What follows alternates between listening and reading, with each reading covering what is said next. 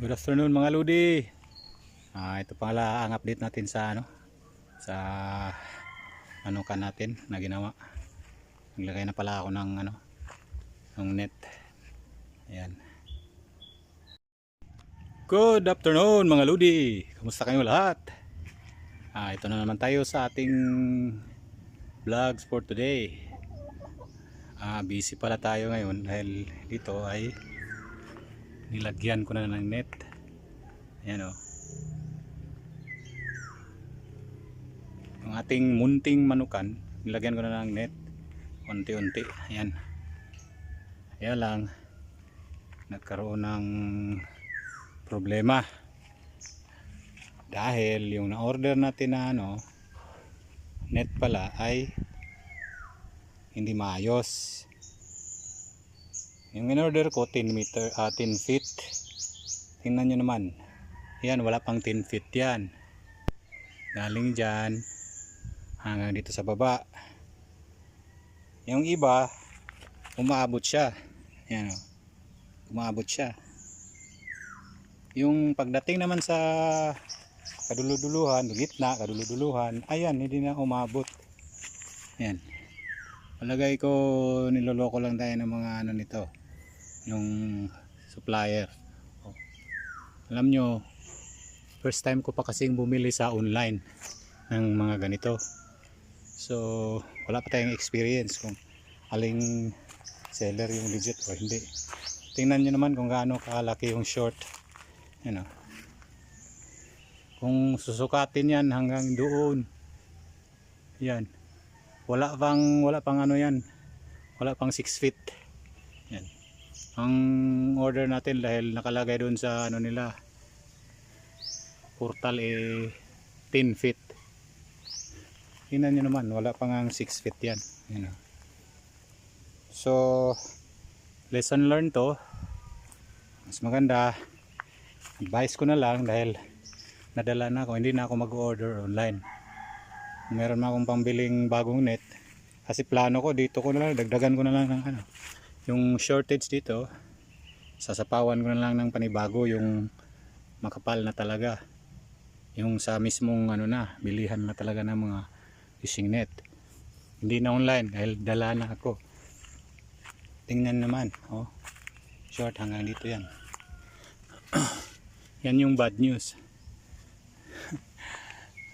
Good news naman, kahit ako lang mag-isa, natapos ko nang kinabit yung nasa pangtaas. Kasi yun yung pinakamahirap na part, kaya inun ako hanggang dito yan. Tingnan naman gaano kahirap yung ginagawa ko, sikip. Yan. Nanginginig yung mga paa ko, mga legs ko sa kasi mataas. Tapos ako lang isa. Ginagamitan ko ng hagdan o kaya yung upuan. Kung pag medyo mababa lang, upuan lang ginagamit ko. Pero pagka yung mataas na, yan na yung ginagamit ko, yan, hagdan. Hiniram ko yan lang sa pinsan ko. Hindi na masauli dahil hindi pa nga matapos-tapos. Shout out pala sa iyo, pre Agaw Titing sa Laom. Shout out. Yan. Laki-laki rin tong ginawa ko. Ang hirap yan. Tinatalian ko ng makikita nyo, tinatalian ko ng yun yung kasama niya sa bili ko ng yung tali. Yung ganito. Yan o. Ito yun. Pang tali niya. Para makita nyo lang. Pero kasama na yan sa in-order namin. Ito lang ang tumama. Yan, tingnan nyo naman kung yung laki-laki ng giwang. Yan. Akala ko pa naman isang anuhan lang. Tapos na agad, hindi pala dahil nga ang laki ng shortage ng titingnan nyo. Yan. Kaya ulit advice ko, wag na kayong bumili sa online kung hindi kayo siguradong legit yung orderan nyo. Hopefully pagka magkaroon tayo ng pundo ng pera, bili ako nung yung makapal-kapal na net.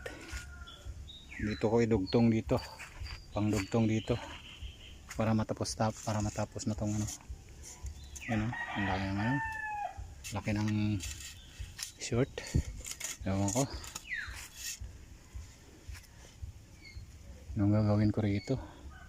Siguro bibili na naman ako ng banibagong ano, net na makapal, 6 feet 6 feet or 5 feet para lang anuhan tong giwang na to.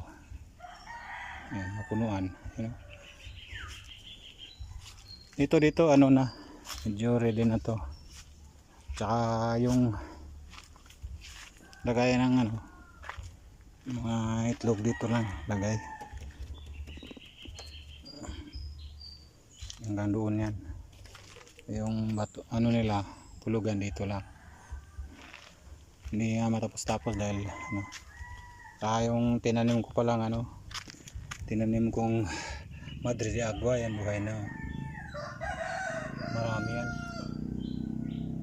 Ang nabuhay ay ano lang, pitong puno lang ang ano sa 10, ay 8 pala doon yung isa. So 2 lang yung hindi nabuhay.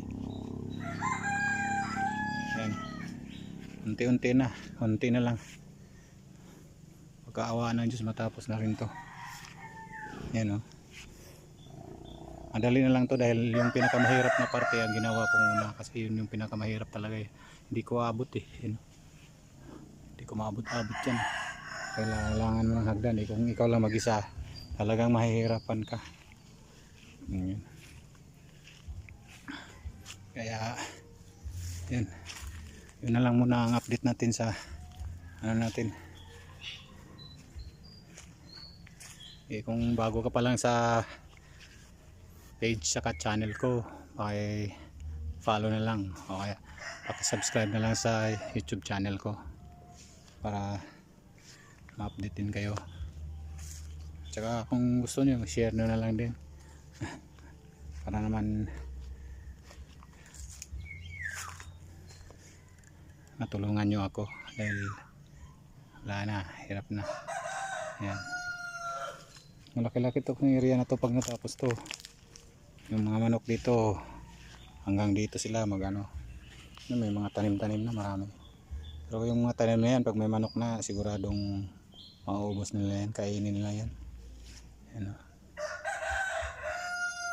So maraming salamat sa inyong panonood. Ito lang muna ang update.